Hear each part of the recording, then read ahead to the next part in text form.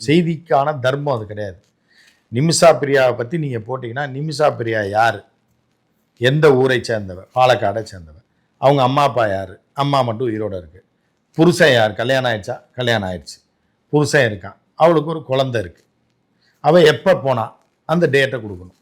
சரி, அங்கே போய் என்ன பண்ணா, நர்ஸு வேலை பார்த்தா, அப்புறம் எப்படி இந்த பிரச்சனை நடந்தது, அவள் ஹாஸ்பிட்டல் வைக்கணும்னு ஆசைப்பட்டான். அதிலிருந்து தான் இப்போ டுபாக் ஒரு கதை ஆரம்பிக்குது. நிமிஷா பிரியா கல்யாணம் பண்ணது, குழந்தை பெற்றது, வேலைக்கு போனது எதுவுமே தப்பு கிடையாது. ஏமனில் வேலைக்கு போனதும் தப்பு கிடையாது. அதற்கப்புறம் அங்கே ஹாஸ்பிட்டலில் வேலை பார்த்ததும் தப்பு கிடையாது.